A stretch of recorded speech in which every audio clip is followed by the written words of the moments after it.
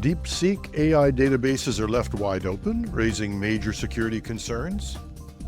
APIs emerge as a primary cyber attack vector. Operation Talon puts a global crackdown on cybercrime forums.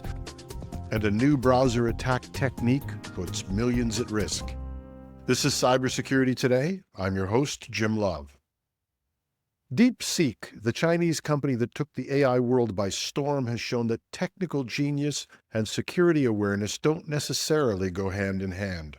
The company left its open-source ClickHouse database publicly accessible, and the lack of security controls meant anyone with internet access could have viewed or modified its data. In some cases, they might have even altered the application itself. The security firm Wiz discovered the database had no authentication requirements, putting chat logs, API keys, and system configurations at risk. DeepSeek took action to secure the database after being alerted, but has not disclosed the duration of exposure or whether any unauthorized parties accessed the data. And while there's no confirmation of malicious access, the exposure of API keys alone could have allowed attackers to misuse DeepSeek's AI services. The incident underscores the risks AI companies face when failing to implement strong security measures, particularly as AI platforms handle increasingly sensitive information. Wiz researcher Gal Nagley warned that rapid AI adoption without stringent security protocols creates major vulnerabilities. Now, no doubt the developers of DeepSeek would remind everyone that this was a side project to them, an experiment. And to some extent, they would be right in saying that no one should be putting sensitive corporate or personal information into the application at this point. Hopefully, that's the case.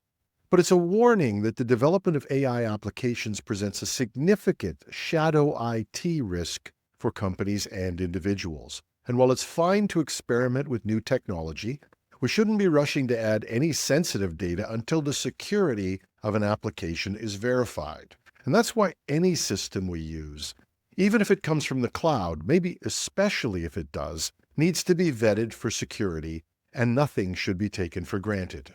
The lesson is that developers can be brilliant in innovating in development and still miss obvious security issues. For developers, even this talented group, it's also a crucial lesson. Testing and proof of concept prototypes are not production systems, but that doesn't mean security should be overlooked. Many breaches have started by infiltrating test systems first and then finding their way into production environments. Everything that is in any way connected to a network needs to be protected properly. And maybe there's another reason why security professionals tell us that security is not bolted on after the system is finished. It's designed in as the system is being built. This is a timely reminder. A newly released 2025 API Threat Stat report confirms what security professionals have been warning about. APIs are now the dominant attack surface in cybersecurity.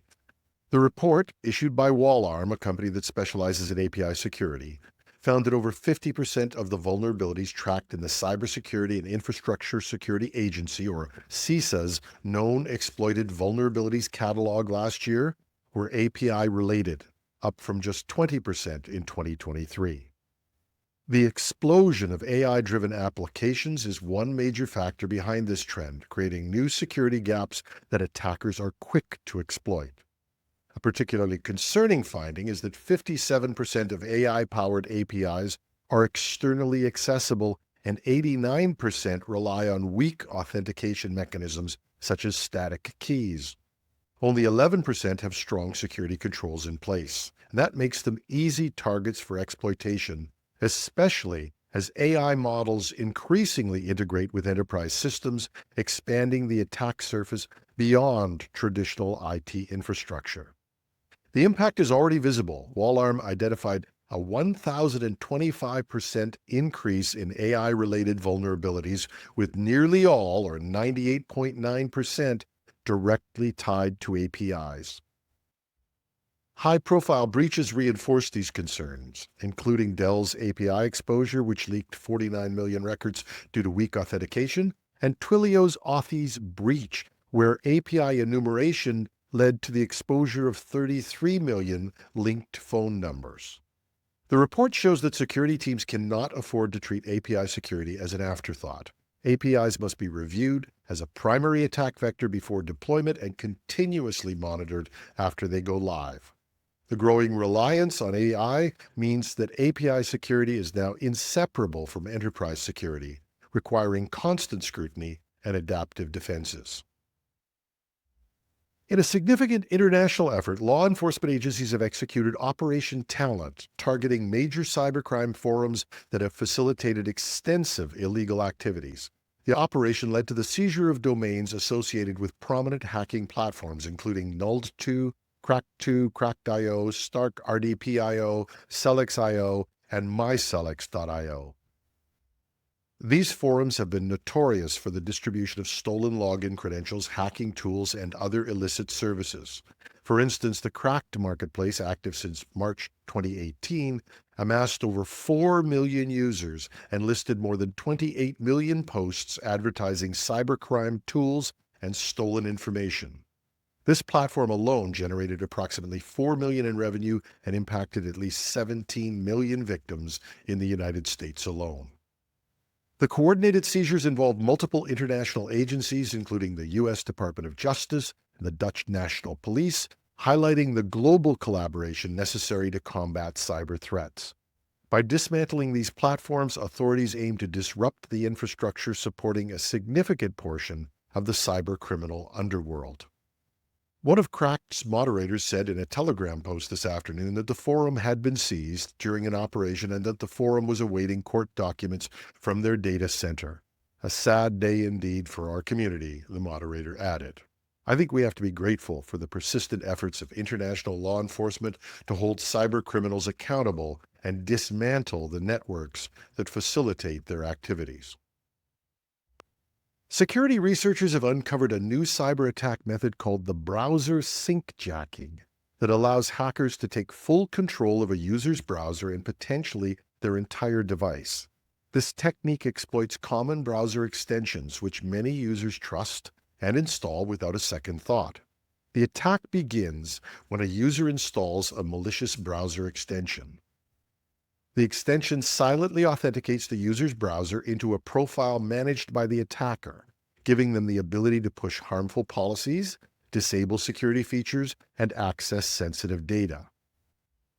The attacker can then escalate their control, potentially gaining full access to the device, including the ability to turn on the camera, record audio, and install additional malware. Now, what makes this attack particularly concerning is that it requires minimal user interaction and operates almost invisibly, making it difficult for individuals and traditional security tools to detect it.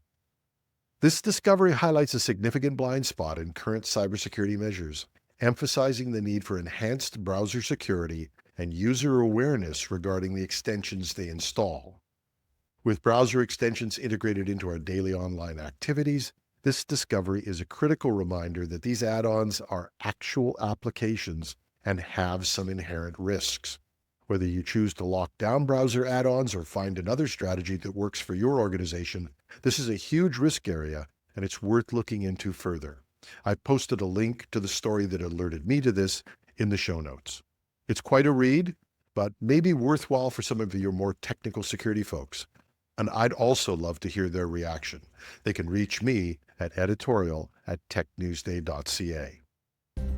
And that's our show for today. Remember that our month in review and our panel of experts is this weekend, and we'll be discussing these stories and more. Join us for your Saturday morning coffee or anytime you listen to a longer podcast. I'm your host, Jim Love. Thanks for listening.